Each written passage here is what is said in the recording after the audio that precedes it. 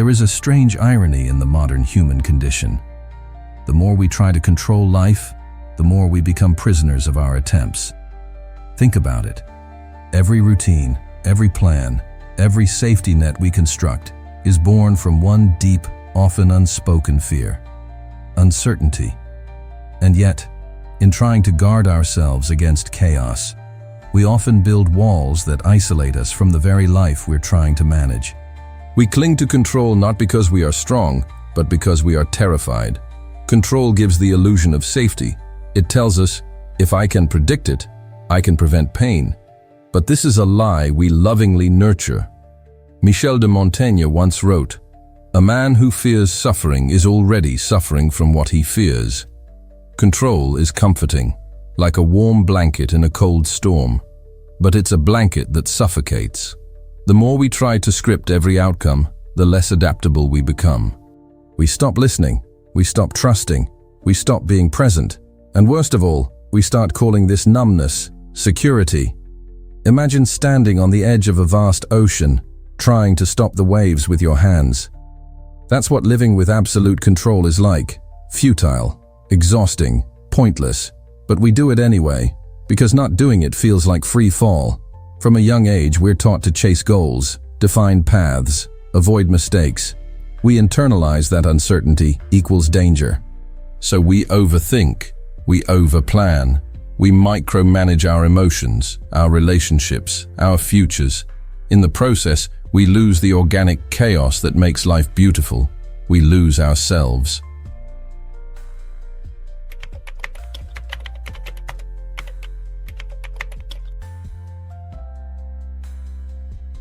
We all want to feel safe.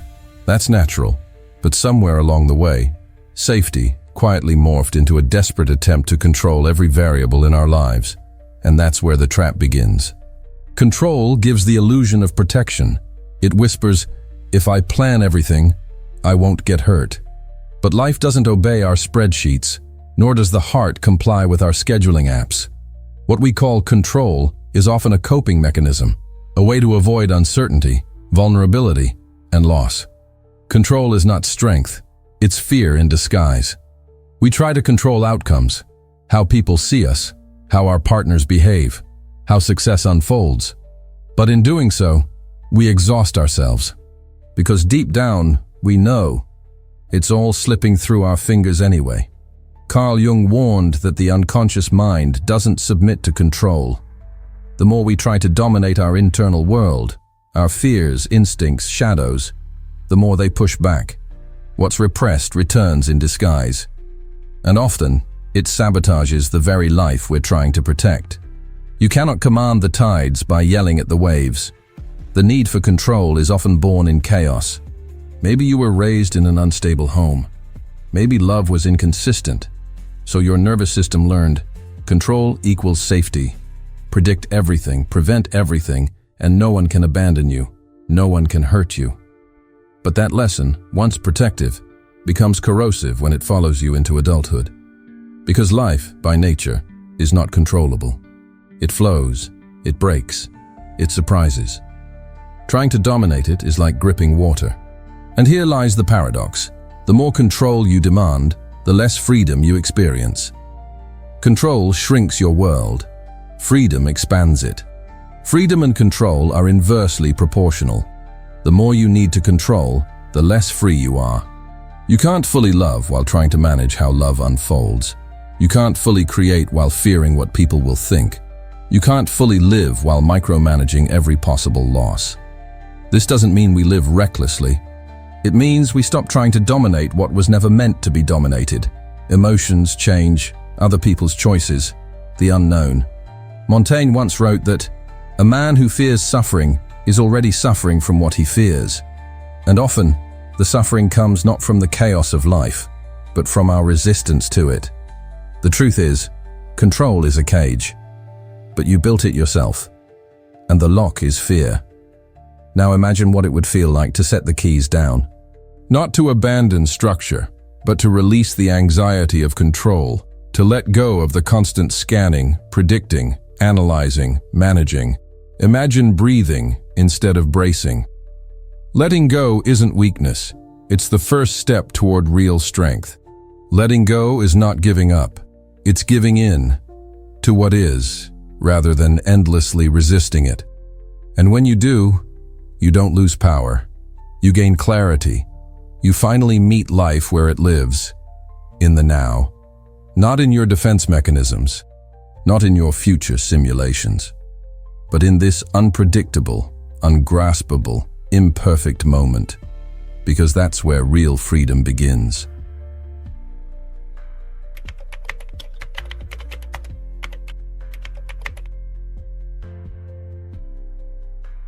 Most people aren't addicted to chaos. They're addicted to certainty, to knowing what's next, to predicting outcomes, to avoiding anything that might feel like risk. But here's the paradox. Certainty is the comfort of the mind, but the cage of the soul. You've been taught that security equals success, that a stable job, a predictable partner, a 5-year plan will grant you peace. But what happens when life doesn't follow your script? What happens when the relationship ends, the plan fails, or the body weakens? You suffer, not because life betrayed you, but because you believed it was ever under your control. Michel de Montaigne understood this intimately. He believed that embracing uncertainty was the mark of wisdom, not weakness. In his essays, he wrote, "Nothing is so firmly believed as what we least know. We believe in our projections.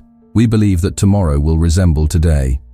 We believe that if we love enough, we won't be left. But these beliefs are armor, not reality.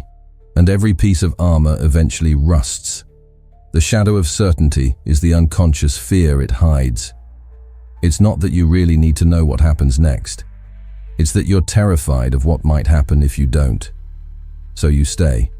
In toxic routines, in dead-end jobs, in empty relationships, because the pain of knowing feels safer than the fear of not knowing. You don't cling to what makes you happy. You cling to what feels familiar. But familiarity isn't peace, and certainty isn't growth. In fact, most of the time, it's stagnation disguised as safety. Carl Jung spoke often of the danger of the unlived life, the parts of ourselves we abandon in the name of predictability. He called it the shadow. Everything we reject, suppress, or fear. And often, it includes our wildness, our spontaneity, our courage to leap without guarantees. People will do anything, no matter how absurd, to avoid facing their own souls. Jung. The more tightly you cling to certainty, the more you betray your deeper nature, which thrives not on repetition, but on discovery. What's tragic is that we often mistake this clinging for wisdom. We tell ourselves, "I'm just being practical. I'm protecting myself. I'm doing what's responsible." But is it really protection? Or is it paralysis? There's a difference between preparing wisely and refusing to move. There's a difference between discernment and fear disguised as logic. So ask yourself, what are you avoiding by demanding to know everything? What dreams have you delayed, waiting for the right time? What parts of yourself have gone quiet because you keep asking for certainty before you act? The soul doesn't bloom under conditions of control. It blooms under conditions of courage. The truth is, nothing alive is certain. Not love, not meaning, not success. And that's not a reason to panic. That's a reason to wake up. Because in uncertainty, there's movement. In unpredictability, there's potential. In surrender, there's something radical, freedom. And that brings us to the next truth. Letting go isn't defeat, it's transformation.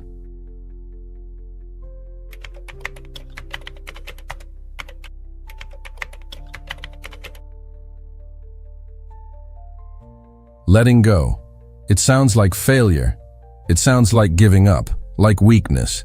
But what if letting go is the most courageous thing you could ever do? From childhood, we're taught to hold on, to success, to love, to control, to people, to plans, to images of ourselves. We become masters of gripping. But no one teaches us how to release. And yet, to let go is to release the grip of fear, masquerading as discipline. Holding on feels safe. It gives the illusion of stability. But what if the very thing you're clinging to is what's slowly drowning you? Relationships that expired long ago. beliefs that no longer serve you, identities built on trauma, not truth. You hold on because it's familiar, because you invested time, energy, emotion. But that investment is a trap. As Nietzsche once said, "He who has a why to live can bear almost any how." But what if your why no longer fits? What if it was handed to you, not chosen by you? Letting go is not erasure, it's evolution. You are not abandoning something valuable. You're making space for something real. Still, the ego resists. It equates letting go with losing. Losing status, losing love, losing control. But here's the quiet truth. You lose yourself far more by holding on than by letting go. And perhaps that's what hurts most. Not what you've lost, but what you've become in the process of refusing to release. You start to shrink, to contort, to silence parts of yourself just to keep the illusion alive, to hold the mask in place. Carl Jung reminds us, we cannot change anything until we accept it. Condemnation does not liberate, it oppresses. Letting go is a sacred form of acceptance. It says, I see clearly now, I'm not pretending anymore. It's not resignation, it's recognition. That you can't force what's not aligned. That forcing is violence. To your nervous system, your values, your truth. You can't control who stays. You can't manipulate timing. You can't script life like a movie. But you can walk away from what no longer reflects who you are. You can't heal in a space that requires you to be sick to stay. Letting go is the gateway to healing. It's the beginning of trusting life again. Because once you drop the need to force outcomes, you open yourself to something bigger than planning. Presence. Presence is not passivity, it's alertness. It's deep-rooted faith that life unfolds through you, not despite you. And that's where power lives. Not in domination, but in alignment. Not in control, but in clarity. You don't need to know exactly what's next. You just need to know that where you are now is no longer a home for your growth. And that's enough. Because letting go doesn't leave you empty. It makes you available. To truth, to depth, to the wild intelligence of life that can only be heard when the noise of control goes quiet. The moment you release, life responds. And in that response, you remember something ancient and unshakable. That your worth was never tied to how tightly you could hold on, but to how bravely you could let go.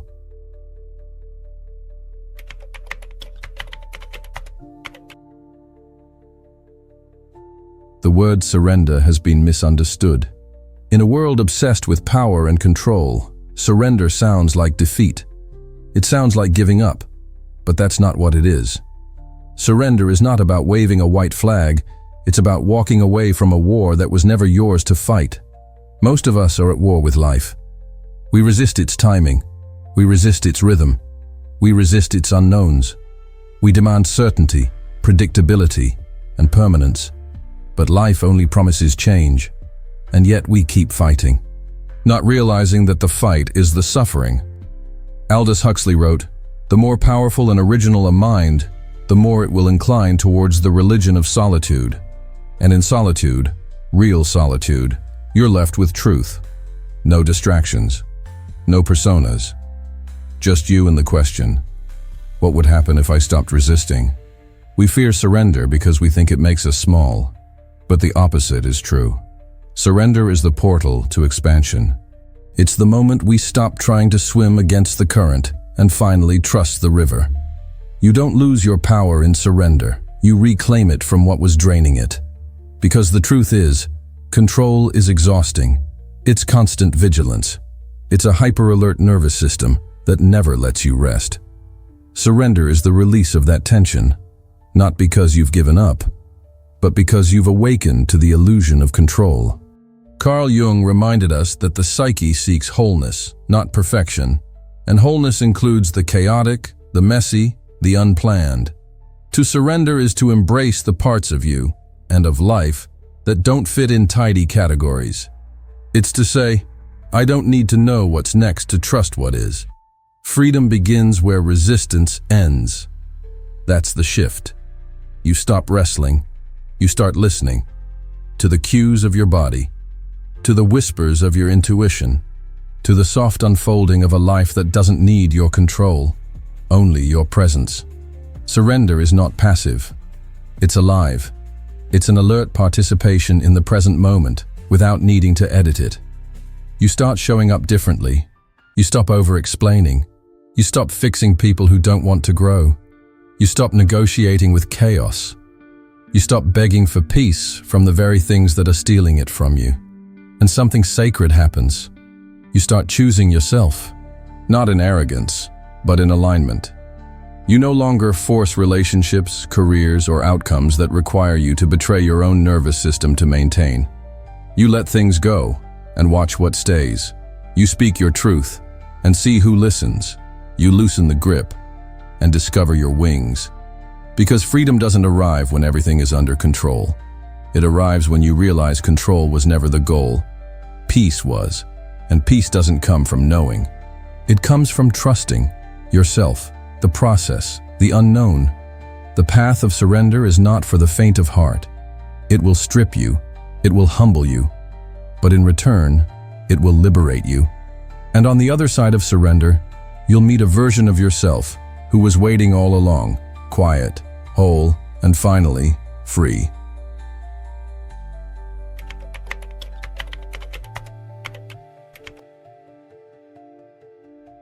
Why do we cling to control, to certainty, to the familiar, even when it hurts? Because it feels safe. But that's the trap. The greatest threat to your growth isn't chaos. It's the illusion of safety. What you call safety might just be the slowest form of self-destruction. We stay in jobs that drain us. We stay in relationships that shrink us. We stay in mindsets that paralyze us. Not because they nourish us, but because they're known. The human psyche is wired to seek familiarity, but familiarity is not the same as truth, and not everything familiar is healthy. Carl Jung understood this when he wrote, "People will do anything, no matter how absurd, to avoid facing their own soul." And this is what the illusion of safety does. It helps us avoid uncertainty, avoid responsibility, avoid transformation. But in avoiding what scares us, we also avoid what frees us. The safe path often means silencing your inner voice. It means saying yes when your body screams no. It means choosing stability over authenticity. Every time you say yes to what's safe but wrong, you say no to your soul. And what starts as self-protection becomes self-abandonment. This is where the danger lies. Because over time, you don't just lose touch with your intuition. You start to believe the lie. You tell yourself this is what life is. That sacrifice is noble. That discomfort is just maturity. That your suffering is the cost of being responsible. But ask yourself, is this responsibility? Or is it resignation? You weren't born to survive your life. You were born to live it. And sometimes, the boldest act of living is walking away from what's safe. Because safe can be a prison. A job that pays the bills but kills your spirit. A relationship that looks stable but drains your essence. A routine that numbs you to the point where days blur into decades. Nietzsche warned us, "The snake which cannot cast its skin has to die." You are meant to shed, to evolve, to choose risk over regret. Safety feels like a warm bed, but if you never get out of it, you forget how to walk. You forget how to run. You forget what it means to leap. And yes, leaping might hurt, but you've been hurt by stillness too. So the question is not whether pain exists. The question is whether your pain is leading to growth or to decay. Growth is always dangerous to the part of you that wants to remain the same. You don't become free by making everything predictable. You become free by making peace with the unpredictable. The truth? Safety doesn't exist. Not really. People leave, plans fail, bodies change. Nothing is permanent. But that's not a reason to fear. That's a reason to wake up. Because in the absence of guaranteed safety, you discover something far more powerful: resilience. Resilience is built not in comfort, but in conscious movement. In choosing what expands you, even if it terrifies you. It's saying, "This may be hard, this may stretch me, but I choose it over dying slowly inside something that only looks safe." And when you make that choice, something shifts. You stop living in fear. You stop asking for permission. You stop apologizing for wanting more. You stop surviving your life and start embodying it.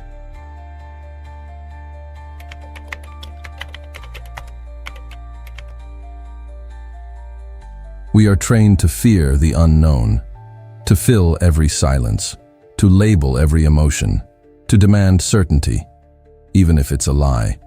But what if freedom begins the moment you stop trying to understand everything? What if your constant search for clarity is the very thing keeping you trapped? The greatest obstacle to discovery is not ignorance, it is the illusion of knowledge. Daniel J. Boorstin. You weren't born needing control. You learned it. You inherited it from a world obsessed with knowing, with planning, with proving. But life is not a formula, it's a mystery. And sometimes liberation doesn't come from answers, it comes from surrender. You've tried to control outcomes, to predict people, to guard your heart from every risk. But all you did was build walls that trapped your soul inside. The need for certainty is the enemy of growth. Letting go of control doesn't mean becoming passive. It means becoming present. It means allowing space for the unknown to breathe through you. It means standing in front of the mystery and saying, "I don't know, and I don't need to." That is power. That is faith. That is trust. When you stop needing to control your pain, it transforms. When you stop needing to understand your past, it softens. When you stop clinging to how things should be, you begin to live as they are. I have learned to seek after truth, not certainty. Carl Jung. The silence you feared becomes a sanctuary. The void you avoided becomes your teacher. You realize that not knowing isn't a weakness, it's a gateway. Because the truth is, the mind wants control, but the soul wants freedom, and they are not the same. Freedom doesn't come when you hold tighter. It comes when you stop grasping. So now you sit in the unknown, not to escape, but to meet yourself there. You don't ask for guarantees. You don't beg for closure. You simply allow what is. This is the end of the war, not because you won, but because you stopped fighting. In this stillness, you are not empty. You are whole. You are free.